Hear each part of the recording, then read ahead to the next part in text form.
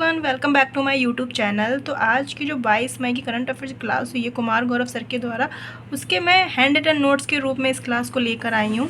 तो हम इस क्लास को स्टार्ट करते हैं बिना टाइम वेस्ट किए कि हाल ही में प्रारंभ होने वाली विश्व की सबसे ऊंची खगोलीय वेधशाला कहाँ स्थित है। मतलब अब होगी जो स्थित वो चिली में होगी, और इसको आप याद कर सकते हैं TAOK से। मतलब टी मतलब टोक्यो, ए मतलब अटाकामा और ओ ऑब्जर्वेटरी। तो जो अटाकामा है तो ये टोक्यो में है, अटाकामा और ऑब्जर्वेटरी। तो ये टोक्यो की यूनिवर्सिटी ने इसको स्थापित किया। कहाँ किया है ये अटाकामा, मतलब इसका जो खगोलीय वेधशाला उसका टोक्यो यूनिवर्सिटी, और चिली में इसको स्थापित किया जाएगा, मतलब स्थित किया जाएगा। और जो ऑब्जर्वेटरी मतलब जो वेधशाला में प्रयोग होंगी वो इंफ्रारेड रेज मतलब अवरक्त उपकरणों का यूज़ किया जाएगा। जो ऊंचाई है इसकी 1800-500 फीट जो है ऊंची है ये।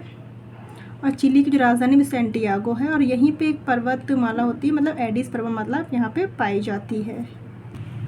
अगला टॉप पॉइंट है कि महर्षि वाल्मीकि अंतर्राष्ट्रीय हवाई अड्डा अयोध्या में है, जो यूपी में है। 2024 वर्ष यूनेस्को के 46वें सत्र की अध्यक्षता कौन करेगा, तो भारत करेगा। सर्वोच्च सर्वेक्षण पुरस्कार संदेश किसे मिला है, तो महाराष्ट्र को मिला है।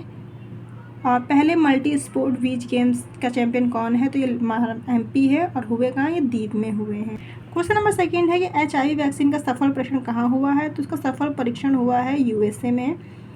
HIV एक वायरस है और इसकी एड्स होता है, जो एड्स दिवस है वो 1 दिसंबर को मनाया जाता है। और USA की ड्यूक ह्यूमन वैक्सीन इंस्टीट्यूट ने इस वैक्सीन का सफल परीक्षण किया है। इसमें इनएक्टिव एंटीबॉडी जाने वाली है और इसका नाम है BNABS। इसकी वजह से ये परीक्षण होगा, तो इसमें एंटीबॉडी का नाम जो वो ये है, और इनएक्टिव एंटीबॉडी का यूज़ किया जाएगा इसमें। भारत का पहला केस कौन सा था, जो केस था HIV का, जो चेन्नई में मिला था, पाया गया था, और विश्व में भारत USA में पाया गया। रेलेवेंट ऑफ पॉइंट्स है कि भारत का पहला इंडिया इनोवेशन ग्राफीन केंद्र कहाँ है, तो केरल में स्थापित। देश की पहली स्वदेशी वैक्सीन एविशेयर जो है वह हेपेटाइटिस की वैक्सीन है। मरणोपरांत पद्म विभूषण 2024 के प्रदान किसे मिला, विदेश्वर पाठक जी को मिला है। ICC पुरुष T20 cricket of the year 2023 का पुरस्कार किसे मिला है, तो सूर्य कुमार जी को मिला है। क्वेश्चन नंबर 3 क्या राष्ट्रीय आतंकवाद विरोधी दिवस कब मनाया जाता है, तो ये 21 मई को मनाया जाता है। और 21 मई को एक और दिवस मनाया जाता है, अंतर्राष्ट्रीय चाय दिवस भी मनाया जाता है। इसकी शुरुआत 2005 में हुई थी और पहली बार ये न्यू दिल्ली में मनाया गया था। और जो 21 मई को राष्ट्रीय आतंकवादी जो विरोधी दिवस है वो क्यों मनाया जाता है, 21 मई 1991 को पूर्व प्रधानमंत्री राजीव गांधी की हत्या हुई थी इस दिन, और लिट्टे ग्रुप के द्वारा ये हत्या की गई थी, जो तमिलनाडु में है। तो इनकी उस ग्रुप की वजह से राजीव गांधी की हत्या थी। इसी दिन को राष्ट्रीय आतंकवाद विरोधी दिवस के रूप में मनाया जाता है। कुछ श्रमिक जो डेज मैंने यहाँ पे डिस्कस किए हैं कि 1 मई को श्रमिक दिवस मनाया जाता है, 8 मई को रेड क्रॉस और थैलेसीमिया दिवस मनाया जाता है, 15 मई को परिवार दिवस, और 18 मई को संग्रहालय दिवस, और 22 मई को जैव विविधता दिवस मनाया जाता है, 25 मई को फुटबॉल दिवस मनाया जाता है, और 31 मई को तम्बाकू दिवस मनाया जाता है। वो मैंने मेंशन नहीं किया है, लेकिन तम्बाकू दिवस जो है वो ज़्यादातर एग्जाम में पूछा जाता है, तो 31 मई को मनाया जाता है। ललन टॉप पॉइंट से भ्रष्टाचार धारणा सूचकांक 2023 में जो भारत का स्थान है वो 93 रहा है। भारत के UPI भुगतान को स्वीकार करने वाला पहला यूरोपीय देश कौन है, तो फ्रांस बन चुका है। अंतर्राष्ट्रीय न्यायालय का नया अध्यक्ष किसे बनाया गया, तो ये नवाब सलाम जी को बनाया गया है, और जो है इसका हेडक्वार्टर द हैग में है, जो स्विट्जरलैंड में है। चलते क्वेश्चन नंबर 4 की तरफ कि एलन मस्क ने अपनी स्टारलिंक उपग्रह इंटरनेट सेवा कहाँ प्रारंभ की है, तो ये इंडोनेशिया के बाली में स्टार्ट की है। स्टारलिंक जो है वो SpaceX की कंपनी है, और SpaceX कंपनी जो है कहाँ के, USA की है। किसकी कंपनी, एलन मस्क की ये कंपनी है। पृथ्वी से 500 किलोमीटर की ऊंचाई पे निम्न भूकक्ष बनाया गया है, जहाँ पे इंटरनेट की सेवा मतलब अच्छे से मिल सके, इसके लिए इसका निर्माण किया गया है, और इंडोनेशिया के बाली में।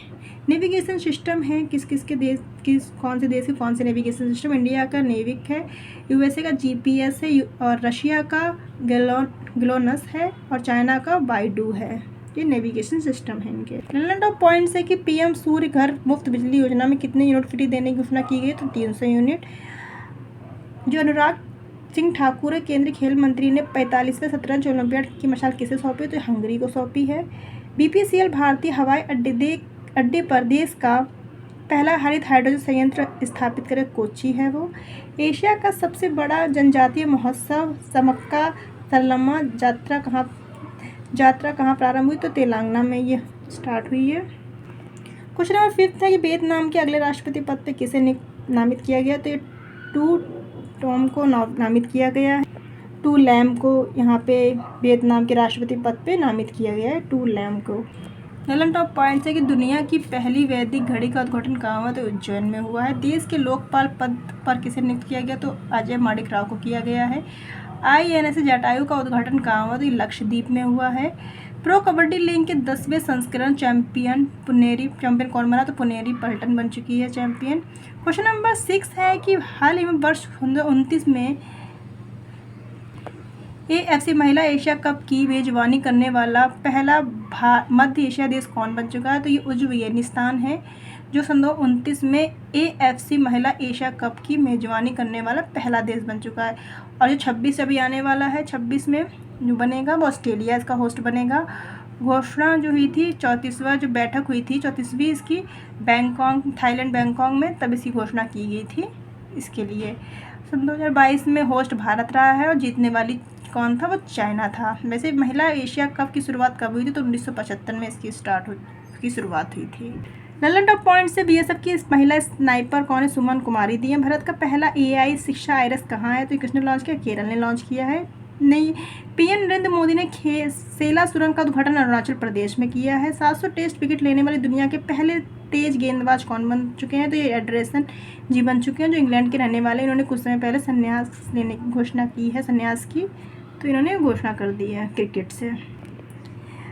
हाल ही में गृह मंत्री ने साइबर क्राइम के किस नए रूप के बारे में चेतावनी दी है, तो ये डिजिटल अरेस्ट है। इसमें आपको कोई भी गवर्नमेंट ऑफिसर की तरह आपसे बात की जाएगी कि मैं यहाँ से बात कर रहा हूँ, और उसके अनुसार आपसे जो भी डिटेल्स है वो पूछी जाएगी कि आपने ये क्राइम किया है, इस रिगार्डिंग ये डिजिटल अरेस्ट है। तो इसके लिए चेतावनी की है गृह मंत्रालय की साइबर क्राइम के रूप में।